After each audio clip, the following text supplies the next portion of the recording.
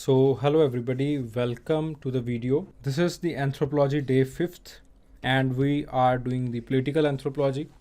So, in the previous videos, we have discussed that how the questions are framed, questions जो हैं वो किस तरह से फ्रेम किए जाते हैं, और मोस्ट इम्पॉर्टेंटली आपके पास जो क्वेश्चंस हैं वो किन थीम्स से जो है वो पूछे जाते हैं. What are the themes from which the questions they are asked. ठीक है, so we have done that. इस चीज़ को जो है वो हमने पढ़ लिया था और हमने जो है वो थीम्स चॉक आउट कर लिए थे. और पिछली वीडियो के अंदर, पिछली क्लास के अंदर, पिछली वीडियो के अंदर जो है वो हमने एक थीम जो है वो ऑलरेडी जो है वो कवर कर लिया था. That were the theories of power. Theories of power, ठीक है, पावर की थ्योरीज को जो है वो हमने ऑलरेडी कवर कर लिया था. That what are the theories of power. Power जो है वो किस तरह से एक सोसाइटी के अंदर जो है वो इस्टेब्लिश होती है. ठीक है, now we will try to see that how the social control works. ठीक है, अक्सर जो है वो सोशल कंट्रोल के ऊपर जो है वो सवाल पूछा जाता है. बहुत इंपॉर्टेंट क्वेश्चन. देन आपके पास before we start this video session, so if you want to download the PDF file, अगर आप PDF फाइल को डाउनलोड करना चाहते हैं, please go to the O2IS academy. आप डाउनलोड कीजिए O2IS अकेडमी ऐप को.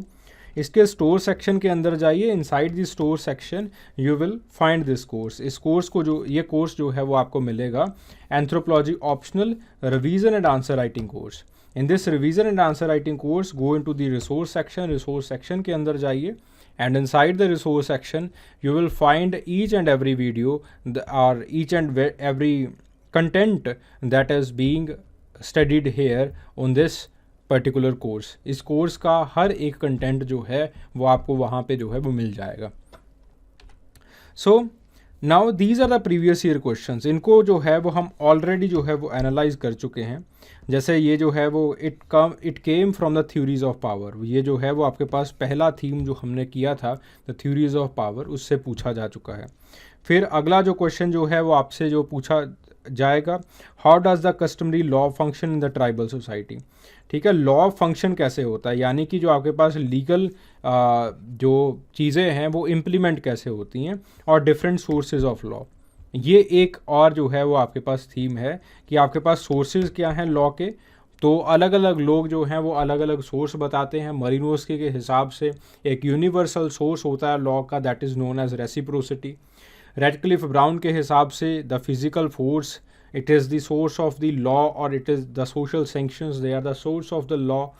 और आपके पास जो हेनरी मेन हैं, they say, he says that the social contract in the modern societies and the customs in the simple societies, they are the source of law. वो जो है वो आपके पास source of law है.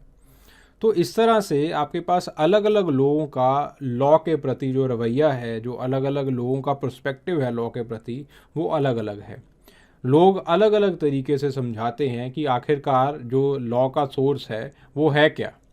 ठीक है, अब how do the customary law they function in the tribal society, ये अलग आ जाता है. दूसरा जो पार्ट है वो अलग हो जाता है. फिर उसके बाद features of band, social control mechanism. Social control mechanism के अंदर दोनों चीज़ें आ जाती हैं. पहली चीज़ जो आती है वो ये आती है कि आपके पास जो सोशल सैंक्शंस हैं वो किस तरह से लगाए जाते हैं.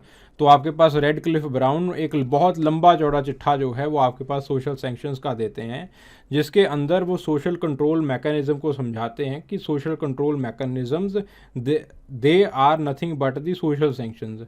तो सोशल सैंक्शंस जो हैं वो आपका इंसान का जो है वो इनकल्चराइजेशन करते हैं. तो इंसान का जो किस तरह इंसान जो है वो कायदे में कैसे रहेगा, वो जो है वो आपके पास सोशल कंट्रोल मैकेनिज़्म से रहता है. तो they are the positive and negative. Positive भी होते हैं और नेगेटिव भी होते हैं.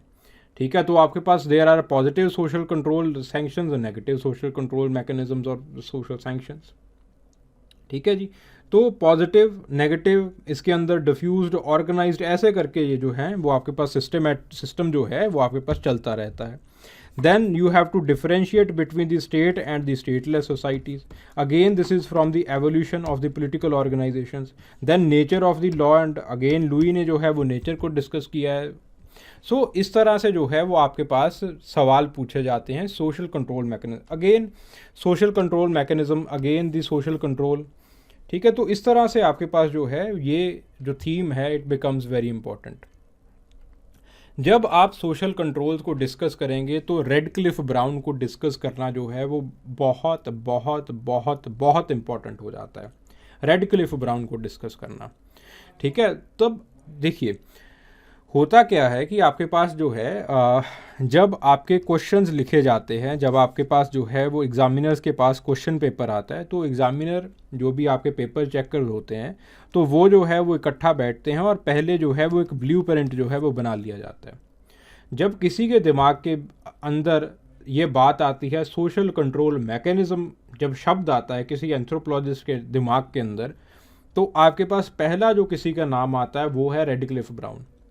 क्योंकि रेडक्लिफ ब्राउन की जो पूरी की पूरी थ्योरी है, अगर आप ध्यान से जो है वो रेडक्लिफ ब्राउन की स्ट्रक्चरल फंक्शनिज्म की थ्योरी पढ़ो तो कहीं ना कहीं आपको ये लगेगा, इवन स्ट्रक्चरल फंक्शनिज्म उनका जो एसे भी है उसको भी पढ़ो तो कहीं ना कहीं आपको ये लगेगा कि रेडक्लिफ ब्राउन कुछ ज़्यादा ही जो है वो सोशल लॉज के ऊपर, सोशल सैंक्शंस के ऊपर जो है वो निर्भर कर रहे हैं।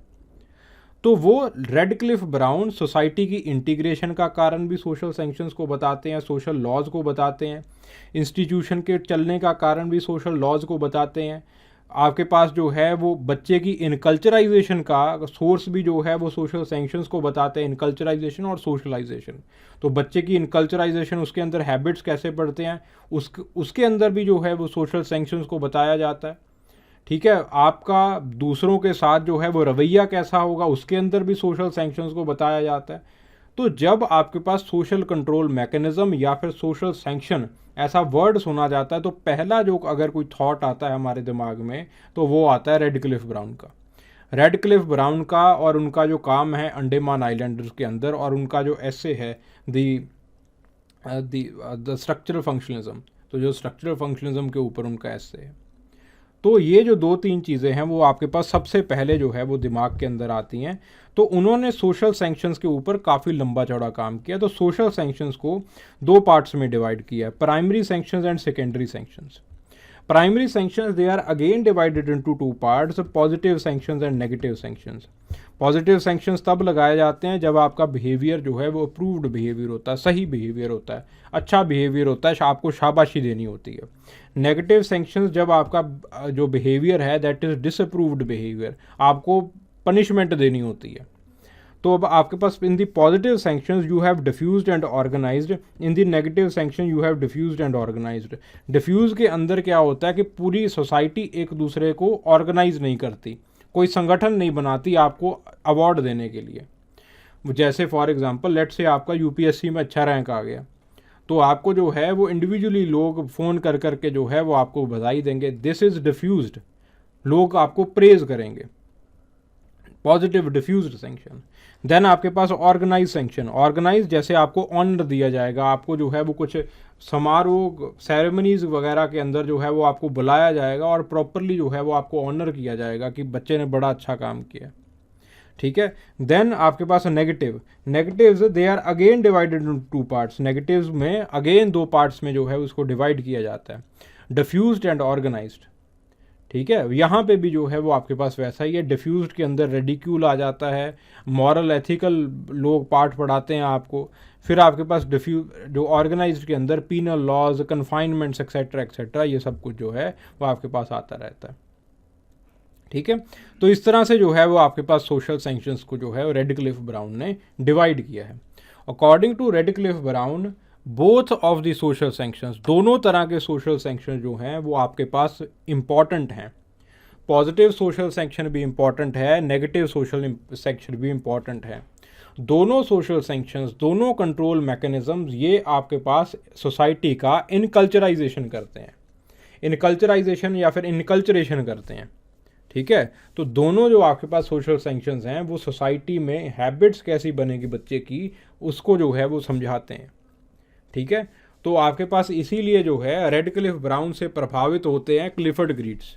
तो क्लिफर्ड ग्रीट्स ये बात कहते हैं कि जो आपके पास सोशल सैंक्शंस हैं आपको ये समझना है कि कौन से social sanctions they are liberal और कौन से सोशल सैंक्शन जो हैं वो आपके पास जो है वो ज़्यादा स्ट्रिक्ट हैं। किस चीज़ को सोसाइटी सीरियसली लेती है और किस चीज़ को सोसाइटी थोड़ा सा लिबरल हो चुकी है। ठीक है, चलिए उस बात को छोड़ दीजिए, हम जो है वो मुद्दे पे रहते हैं। ठीक है, देन आपके पास the stages of law enforcement in the permissive society. Stages क्या हैं, लॉ इन्फोर्समेंट जो है वो कैसे रखा जाता है। अब आपने सैंक्शंस देख लिए, ठीक है, सैंक्शंस किस तरह से लगाए जाते हैं। अब हम देखेंगे उनका इन्फोर्समेंट कैसे किया जाता है। सैंक्शंस देख लिए कि आपके पास पॉजिटिव भी हैं, नेगेटिव भी हैं। अब उनके इन्फोर्समेंट की बात आ जाती है, खास करके नेगेटिव सैंक्शंस के इन्फोर्समेंट की बात आ जाती है। पहली चीज़ है intention of person. Usually tribal societies के अंदर जो एक इंसान का इंटेंशन है उसका कोई मायना नहीं है, उसको जो है वो बिल्कुल जो है वो मीनिंगलेस, जो आपके पास थॉट है उसके अंदर जो है रखा जाता है, मीनिंगलेस माना जाता है उसको। ठीक है, लेकिन आपके पास रेगमा नागाज के अंदर जो है, but in the case of the Rengma Nagas आपके पास there importance it is given to the crime. तो वो जो है वो इंटेंशन को जो है वो इंटेंट को जो है वो एक इम्पॉर्टेंस जो है वो दी जाती है। वो डिस्टिंग्विश करते हैं, they usually distinguish between the murder and the accidental homicide. Accidental homicide और मर्डर के बीच में वो एक डिस्टिंग्विशमेंट, जो एक प्रॉपर जो आपके पास दीवार है वो बना के रखते हैं। फिर उसके बाद कलेक्टिव रिस्पॉन्सिबिलिटी। यहाँ पे आपके पास एक कलेक्टिव रिस्पॉन्सिबिलिटी को जो है वो एक कलेक्टिव रिस्पॉन्सिबिलिटी का क्लॉज जो है वो रखा जाता है, खास करके इन the case of the black magic. Black magic के केस में एक कलेक्टिव रिस्पॉन्सिबिलिटी जो है वो रखी जाती है। For example take the case of Eskimos. Eskimos का केस ले लीजिए। एस्कीमोज जो हैं they act unified force overriding all the consideration including kinship ties if there is suspect of sorcery और विच क्राफ्ट। अगर कोई सॉसरी कर रहा है, विच क्राफ्ट कर रहा है, तो सब लोग इकट्ठे होंगे और उसको जो है वो पनिश करेंगे। ठीक है, कलेक्टिव रिस्पॉन्सिबिलिटी का क्लॉज होता है। फिर उसके बाद रेगमा नागाज। रेगमा नागाज अगर कोई जो है वो फायर लगा दे, जंगल के अंदर आग लगा दे, तो उसको जो है वो ग्रेव क्राइम माना जाता है और सारे लोग जो हैं वो इकट्ठे होकर उसको जो है वो कर्स करते हैं, गालियाँ निकालते हैं। ठीक है, देन आपके पास एविडेंस। एविडेंस अलग तरह के होते हैं इस सोसाइटी के लिए। इन सोसाइटीज़ में जो आपके पास सुपर नेचुरल है, जो आपके पास सोल्स हैं, जो आपके पास एनिमिज्म है, उसका डोमिनेंस ज़्यादा रहता है। ठीक है, तो आपके पास हर एक सोसाइटी में ऐसा डोमिनेंस जो है वो देखने को नहीं मिलता, लेकिन इन सोसाइटीज़ के अंदर सुपर नेचुरल का डोमिनेंस ज़्यादा रहता है। और वो सुपर नेचुरल का डोमिनेंस जो है वो आपको लॉ के अंदर भी दिखाई देता है। सो फॉर एग्जांपल एविडेंस जैसे ओथ टेकिंग। रेगमा नागाज के अंदर ओथ टेकिंग सेरेमनी होती है, ये फाइंड आउट करने के लिए कि आपके पास जो है वो कौन जो है वो आपके पास सही कर रहा है, कौन जो है वो आपके पास गलत कर रहा है। ठीक है, तो जिस दिन ओथ लेनी होती है तो पूरी जो विलेज है वो आपके पास टैबू को ऑब्जर्व करती है। ठीक है, कुछ पर्टिकुलर जो फूड हैं वो नहीं खाए जाएंगे कि आज जो है वो उस बंदे ने जो है वो ओथ सेरेमनी करनी है। ठीक है, तो रेगमा नागाज के अंदर जो ओथ है वो ली जाती है कि हाँ मैं कसम खाता हूँ कि मैंने ये काम नहीं किया। ऑर्डियल्स। मलेर्स के अंदर जो है वो आप जो है वो एक स्वॉर्ड को टच करते हो। ऑर्डियल्स के अंदर आप किसी सेक्रेड ऑब्जेक्ट का प्रेजेंस होता है, उसको कॉन्टैक्ट के अंदर जो है वो रखा जाता है। ठीक है, तो आपके पास मलेयर्स के अंदर जो है वो सेक्रेड स्वॉर्ड को जो है वो बीच में रखा जाता है और फिर जो है वो एक अटरेंस जो है वो दी जाती है कि अगर मैंने झूठ बोला तो मैं मर जाऊं। ठीक है, देन आपके पास जो है रेड इंडियंस के अंदर जो है वो बफलो की स्कल को जो है वो टच किया जाता है। ठीक है, सिमिलरली जो है वो आपके पास डिविनेशंस होती हैं। अजांडेज अफ्रीका के अंदर अगर आपके पास जो है वो कॉक को जो चेंचिन है उनको जो है वो आपके पास जो है वो एक पॉइजन जो है वो दिया जाता है। अगर वो मर जाए तो इफ़ ट्रू लेट द चेंचिन डाई, तो वो जो है वो आपके पास जो चेंचिन है उसकी डेथ हो जाती है। अगर चेंचिन की डेथ नहीं होती तो आपके पास जो है ये माना जाता है कि सुपर नेचुरल ने चेंचिन को बचा लिया। ठीक है, देन एक्सटॉर्शन, टॉर्चर किया जाता है। ठीक है, आपके पास जो है जैसे कोमाचे रेड इंडियंस के अंदर होता है कि अगर आपके पास हस्बैंड ने अगर उसे शक है कि उसकी वाइफ जो है वो किसी और के साथ उसका अफेयर चल रहा है, तो ही कैन चोक हर, वो जो है वो चोक करके वो उसके लवर का नाम जो है वो उससे बुलवा सकता है। देन आपके पास सलेवी आ जाता है। Among Malayars if the accused is asked to lick the red hot axe को लिक करने के लिए कहा जाता है। अगर उसको इंजरी ना हुई तो उसको जो है वो मान लिया जाता है कि वो इनोसेंट है। फिर आपके पास क्रिया आ जाता है, जैसे जो अक्यूज्ड है उसको जो है कहा जाता है कि आप सॉल्ट स्मीयर्ड कॉक्स ब्लड है उसको आप चखे, उसको पिए, तो दिस इज़ द क्रिया। ठीक है, देन आपके इन चीज़ों से जो है आपका इन्वेस्टिगेशन जो है वो पूरा हो जाता है। ठीक है, कि आपके पास आपने जो है वो किसी तरह की कुछ रॉन्ग डूइंग की है या फिर नहीं की है। ठीक है, देयर वेज, उनके वेज हैं। ठीक है, तो आपके पास जो है अगला जो स्टेप आ जाता है वो है पनिशमेंट का स्टेप। पनिशमेंट के स्टेप के अंदर जो है वो आपके पास एक जो प्रिंसिपल फॉलो किया जाता है वो ये किया जाता है, आई फॉर एन आई वाला प्रिंसिपल जो है वो आपके पास एक फॉलो किया जाता है। ठीक है, ज़्यादातर। ओके, कुछ एग्जांपल्स हम देख लेते हैं। रेगमा नागास के अंदर अगर आपके पास होमोसाइड का केस आया है तो होमोसाइड के केस के अंदर जो अक्यूज़ को एक्साइल कर दिया जाता है, बाहर निकाल दिया जाता है और उसका जो घर है उसको डिस्ट्रॉय कर दिया जाता है। वर्क गिल्ड और आपके पास वर्क गिल्ड या फिर प्यूनिटिव फाइन्स जो है वो बहुत बार ऐसे देखा जाता है कि आपके पास पूरे के पूरे विलेज के ऊपर जो है वो लेट से आपके पास एक सेगमेंट ऑफ सोसाइटी ने दूसरी सेगमेंट ऑफ सोसाइटी का कुछ हानि पहुंचा दी। ठीक है, तो आपके पास जो जज हैं, जो इंटर क्लैन काउंसिल है, उसने वर्क गिल्ड जो है और प्यूनिटिव फाइन जो हैं वो एक सेगमेंट के ऊपर लगा दिए। तो जो सामने वाला सेगमेंट है वो एक पूरी की पूरी फीस्ट जो है वो कंडक्ट करवाएगा, प्यूनिटिव फीस्ट जो है वो कंडक्ट करवाएगा। और प्यूनिटिव फीस्ट के अंदर सामने वाला जो सेगमेंट है, जो इनोसेंट सेगमेंट था, उसको बुलाया जाएगा और वो जो है वो आपके पास एक इस तरह से इट इज़ एक आपके पास जो है वो एक्सचेंज मैकेनिज्म जो है वो भी देखा जा सकता है लॉ के ज़रिए।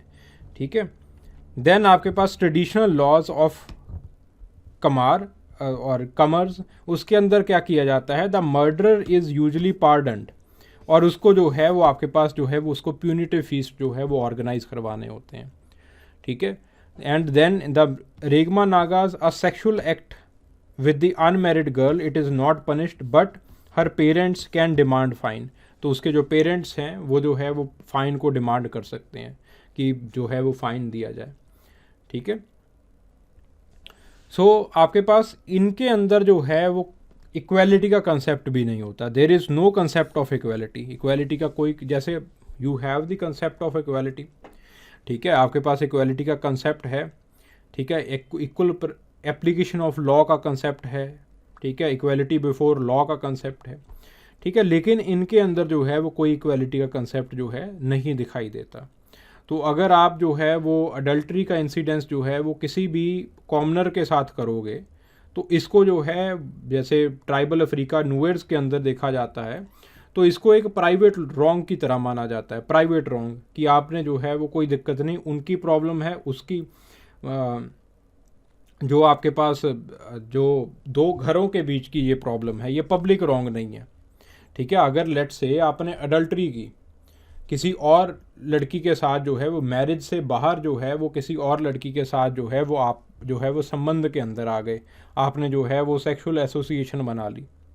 ठीक है, तो इस चीज़ को जो है वो प्राइवेट रॉन्ग माना जाता है कि ये दो घरों के बीच का मामला है, ये दो इंडिविजुअल्स के बीच का मामला है, लेट देम हैंडल इस। अगर आपने अडल्ट्री की चीफ की लड़की के साथ, तो इसको जो है वो एक पब्लिक क्राइम की तरह जो है वो देखा जाता है ज़्यादातर ट्राइबल अफ्रीका के अंदर, इवन नुएर्स के अंदर भी। ठीक है, सो उनके अंदर जो है वो इक्वालिटी का कंसेप्ट नहीं है। तो अब तक जो है वो हम देख चुके हैं कि पनिशमेंट्स कैसे मिलती हैं और आपके पास जो है वो एविडेंस या फिर इन्वेस्टिगेशन जो है वो कैसे होती है। फिर अब जो है वो आपके पास इन्फोर्समेंट कैसे होती है लॉज एंड पनिशमेंट की। तो आपके पास जो पब्लिक ओपिनियन है, मॉकरी है, वो की जाती है। तो मैजिक है, विचक्राफ्ट है, सॉसरी है, वो जो है वो आपके पास की जाती है। विचक्राफ्ट अगेन रेमंड फिर्थ ने जो है वो टकोपियंस के अंदर ये काम किया। तो रेमंड फिर्थ कहते हैं कि आपके पास जो है वो मैजिक एक डेटरेंस का जो है वो काम करती है। जो मैजिक जो है वो आपके पास जो है वो डेटरेंस का काम करती है। Here an individual is branded with the witch और the sorcerer not for following the social norm. ठीक है, तो जब आपके पास इंडिविजुअल जो है वो आपके पास कोई सोशल नॉर्म को फॉलो नहीं करता तो उसको जो है वो विच या फिर सॉर्सरर जो है वो कह दिया जाता है। ठीक है, जो आपके पास जो इंडिविजुअल सोशल नॉर्म को फॉलो नहीं कर रहा तो उसको जो है वो विच कह दिया जाता है। जब उसको विच या फिर सॉर्सरर कह दिया जाता है तब उसको जो है वो सोसाइटी जो है वो अपने आप जो है वो बाहर निकाल देती है। उसको जो है वो अगली पूरी ज़िंदगी जो है वो आइसोलेशन के अंदर जो है वो बितानी पड़ती है। ठीक है, तो इसका मतलब क्या है कि the fear of being accused of a witch, the fear of being accused of a witch it enforces the law. तो आपके पास जो लोकस ऑफ कंट्रोल है वो क्या हो जाता है, वो इंटरनल हो जाता है, क्योंकि आपको खतरा है। आप अब कुछ करोगे नहीं, आप कुछ गलत नहीं करोगे, क्योंकि अगर आपको अब पता है कि अगर आपने जो है वो कुछ गलत किया तो आपको जो है वो चुड़ैल या फिर विच जो है या फिर सॉर्सरर जो है वो आपको कह दिया जाएगा। तो जब आपको एक बार जो है ये धब्बा जो है वो आपके ऊपर लग गया, जब ये एक ब्रांड जो है वो आपके ऊपर लग गया तो आप जो है वो पूरी ज़िंदगी जो है वो आपको आइसोलेशन के अंदर गुजारनी पड़ेगी। So there is fear of being accused, एक आपके पास डर हो जाता है, the fear of being accused. ठीक है, ये जो आपका डर है ये जो है वो सोशल सैंक्शंस को प्रमोट करता है, ये जो है वो आपका जो बिहेवियर है वो बना के रखता है। ठीक है, so the threat of the withdrawal of reciprocity और द सोशल बायकॉट। ठीक है, ये एक थ्रेट जो आपके पास फियर होता है, तो ये जो है वो आपके पास एक जो आपकी सोशल कंट्रोल है या फिर लॉज को जो है वो इन्फोर्स करके रखता है। Then the fear of the supernatural power. ठीक है, जैसे याकूज के अंदर, मसाइज के अंदर उनको एक फियर होता है उनके अंदर कि सुपर नेचुरल, अगर हमने कुछ गलत कर दिया तो सुपर नेचुरल पावर जो है वो हमें हार्म पहुंचाएगी। For example as it was documented by LP Vidyarthi in मलेर्स। मलेर्स के अंदर एलपी विद्यार्थी ने यही चीज़ डॉक्यूमेंट की कि उनको जो है वो आपके पास गोसाइंस का डर है, उनको जो है वो आपके पास गोसाइंस का डर है कि अगर हमने जो है वो ओवर एक्सप्लॉयटेशन की इन्वायरमेंट की, अगर ज़्यादा जंगल काटे, अगर ज़्यादा स्लैश एंड बर्न किया तो आपके पास जो है जो सुपर नेचुरल हैं वो उनको जो है वो दंडित करेंगे। ठीक है, वो जो है वो उनको मारेंगे। देन आपके पास रिवेंज एंड कलेक्टिव रिस्पॉन्सिबिलिटी। ठीक है, तो आपके पास जो है the fear of killing in the Tiv in the Nigeria it regulates the social behaviour. For example take the case of the Tivs का केस लीजिए। उनके अंदर रिवेंज की जो भावना है वो बहुत ज़्यादा होती है। तो जब उनके अंदर रिवेंज की भावना का मतलब क्या है कि उनके अंदर, तिव्स के अंदर आपने ऑलरेडी देख रखा है कि सेगमेंट्री लीनियज है। सेगमेंट्री लीनियज का मतलब क्या है कि लीनियज के ऊपर जो है वो टेरिटोरियलिटी कि उनका खेत क्या होगा, कहाँ होगा, उनका घर कहाँ पे होगा, लीनियज के ऊपर, डिसेंट के ऊपर जो है वो पूरी की पूरी टेरिटोरियलिटी जो है वो तय होती है तिव्स के अंदर।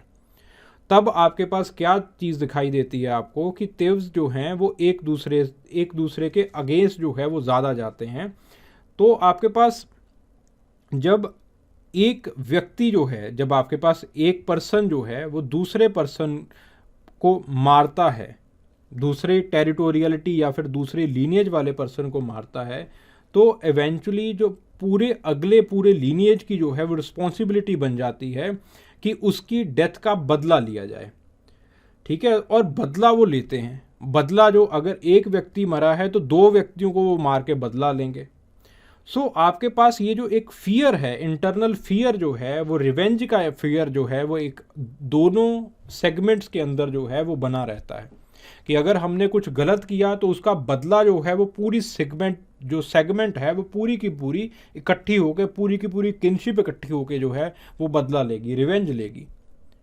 तो यहाँ पे जो है वो आपके पास जो एक सेंस ऑफ रिवेंज है, जो उसका फियर है रिवेंज का, वो सोशल सैंक्शन जो है वो लगा के रखता है। फियर जो है वो इंटरनली जो है वो आपको जो है वो कूल डाउन करके रखेगा। ठीक है, देन आपके पास जो है द ट्रायल एंड पनिशमेंट्स। ठीक है, ट्रायल एंड पनिशमेंट के ऊपर हम बहुत चीज़ें पीछे भी देख चुके हैं। तो आपके पास समोन्स के अंदर भी ऐसे ही होता है कि जो लोग जो है वो क्राइम, कोई सीरियस क्राइम कमिट करते हैं तो उसको जो है वो बोट बनाने जो है वो नहीं दिया जाता। देन आपके पास फाइन्स लगाए जाते हैं। पहले भी हम जो है वो वर्क गिल्ड्स और प्यूनिटिव फीस की बात कर चुके हैं। अब फिर से जो है वो आपके पास ऐसा ही है कि the fine may be in the form of the communal feast और the special type of services और गुड्स। फॉर एग्जाम्पल किजीज़ के अंदर जो है वो आपके पास क्या होता है कि कुम्स का फाइन लगाया जाता है। एक कुम it is equal to 100 sheeps और हॉर्सेस। ठीक है, तो इस तरह के जो है वो आपके पास फाइन्स जो है वो लगाए जाते हैं। इंडियन ट्राइब्स के अंदर भी ऐसे ही फाइन्स लगाए जाते हैं आपके पास। ठीक है, सो संथल्स के अंदर जो है वो आपके पास जो है कम्युनिटी फीस्ट ऑर्गेनाइज की जाती है अगर किसी ने इंसिस्ट कमिट किया है। ठीक है, सो इस तरह से जो है वो आपके पास जो लॉज हैं उनको इन्फोर्स किया जाता है। प्रॉपर इन्फोर्समेंट मैकेनिज्म आपको पता चल गया कि आपके पास जो है सबसे पहले इंटेंट का क्या मतलब है उसके अंदर। ठीक है, फिर उसके बाद जो है वो आपके पास इंटेंट का मतलब पता चल गया। फिर उसके बाद एविडेंस कैसे कलेक्ट होते हैं, फिर उसके बाद पनिशमेंट्स कैसे दी जाती हैं, और फिर उसके बाद जनरल इन्फोर्समेंट जो है वो लीगल मैकेनिज़म्स का, सोशल कंट्रोल का, वो कैसे होता है। सोशल कंट्रोल क्या होते हैं वो भी जो है वो हम कर चुके हैं। ठीक है, getting the point. Now question explain. So hope you like the video and I hope इस वीडियो ने आपके जो एग्जिस्टिंग नॉलेज है उसमें कुछ वैल्यू एडिशन की होगी। Thank you very much.